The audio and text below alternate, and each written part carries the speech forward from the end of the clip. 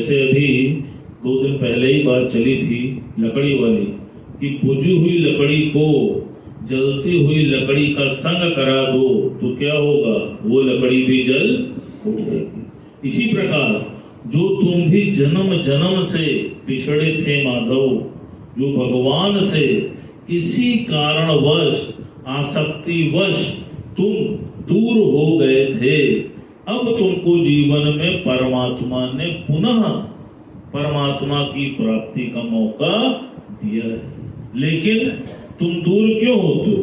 अपने किसी न किसी लोभ के कारण, मोह के कारण, किसी न किसी आसक्ति के कारण ही तुम परमात्मा से दूर होते हो। जैसे भगवान ने बहुत अच्छा बोला, कहा देखो लोभ पाप का मूल मंत्र है। कहीं पर भी पाप अगर आता है तो उसके पीछे लोभ छुपा होता है। कहा कैसे? कहा जैसे एक बार एक राजा एक संत के पास रोज ज्ञान सुनने आया करता था और मनमना भाव से वो ज्ञान लिया करता था। काफी समय हो गया तो संत के मन में आया कि जरा अब इसकी परीक्षा लूं, देखूं इसका लोभ कम हुआ कि नहीं हुआ। तो संत ने क्या किया कि उसको उसके एक शिष्य ने उपहार स्वरूप एक हीरे की अंगूठी दी थी। अब आज संत वो हीरे की अंगूठी पहनकर उसको ज्ञान सुना रहे। अब चूंकि तो राजा था, उसकी निगाह उन चीजों पर पहले पहुंचती थी। जब संत ज्ञान सुनाने लगा तो जब उसने संत के हाथों में हीरे की अंगूठी देखी तो उसके मन में भाव आया, ये अंगूठी तो मेरे पास होनी चाहिए, मेरे राजकोष में होनी चाहिए, राजा की उंगली पे होनी चाहिए, ये संत के हाथों में क्या कर। और उसको लेके वो व्याकुल हो गया। जब उससे नहीं रहा गया तो उसने संत जी से बोला, कहा महाराज ये अंगूठी? तो संत जी बोले हाँ। कहा ये अंगूठी के लिए मैंने एक शर्त रखी है। कहा क्या? कहा ये अंगूठी मैं उसको दूंगा जो व्यक्ति इस कुत्ते के साथ भोजन करेगा। कहा ये कौन सी शर्त है? कहा यही शर्त है इसकी। अब चूंकि उसके तो दिलो दिमाग पे वो अंगूठी चढ़ चुकी थी तो उसके मन में आया कि मैं और संत ही तो रहेंगे और सिर्फ कुत्ता रहेगा, कोई दूसरा देखने वाला तो है नहीं, चलो खा ही लेते। उसने फिर संत से बोला कि महाराज केवल हम और आप ही रहेंगे। कहे हाँ काटिए।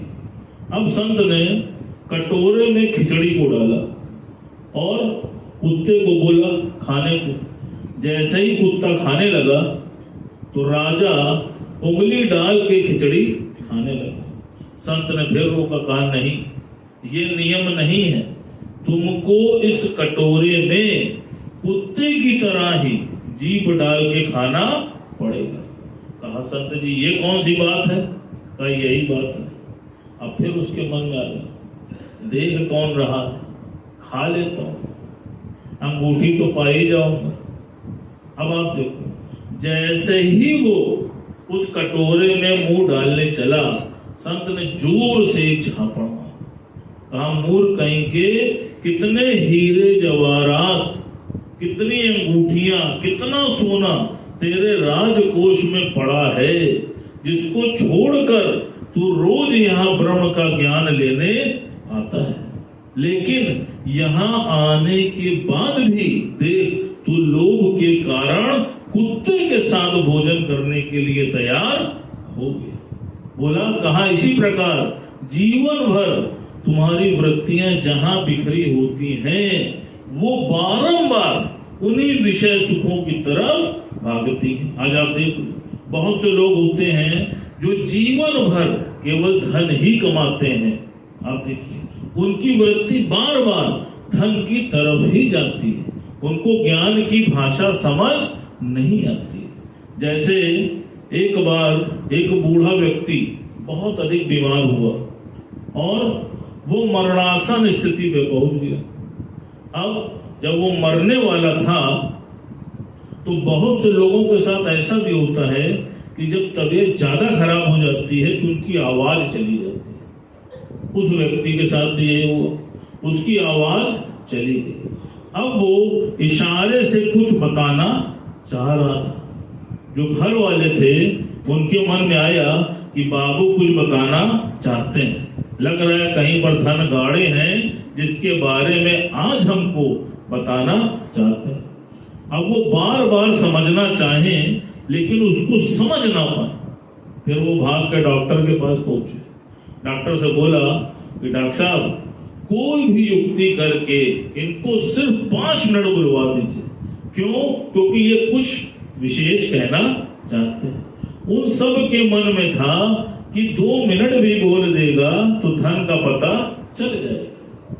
डॉक्टर भी बहुत होशियार थे। उसने कहा एक उपाय है भैया जिससे ये 2 मिनट के लिए बोल सकते हैं। कहा क्या? कहा 1 लाख रुपए का एक इंजेक्शन आता है, अगर उसको लगा दूंगा तो 2 मिनट के लिए व्यक्ति बोल लेगा। कहा ठीक है लगा दो। जैसे ही इंजेक्शन लगाया और उस बूढ़े व्यक्ति की आवाज वापस आई तो उसने क्या कहा? कहा सुनो, झाड़ू हटा लो नहीं तो गैया झाड़ू खा जाएगी। वो सब अपना सर पकड़ के बैठ गए। यही होता है, वृत्ति को नहीं हटाओगे तो झाड़ू भी पीछा नहीं छोड़ेगी। ध्यान रखना, सारी वृत्ति पे झाड़ू मार जाएगी। यही चीज उसके साथ हुई। इसीलिए गुरु जी क्या बोलते हैं?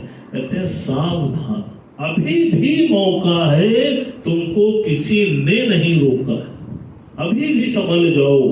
बार बार कितनी बार बात चलती है, अपना रोज टेस्ट लो। जब कभी भी खाली हो 1 सेकंड के लिए आंखों को बंद करो और देखो वृत्ति कहां भाग गई। जहां पर आसक्ति होगी तुम्हारी वृत्ति वही भागेगी। जिस दिन तुम्हारी वृत्ति नहीं भागती है और तुम्हारे यहाँ पर निर्विचार समाधि आ जाती है, उस दिन मान लेना कि तुम मुक्त हो गए। और नहीं तो फिर वही 1 लाख वाला इंजेक्शन लगेगा और झाड़ू बकरी और गाय खा जाएगी। अब बताओ क्या करना है? इंजेक्शन लगवाना है कि रोज सत्संग में आना है? सबको पैसे की कदर है।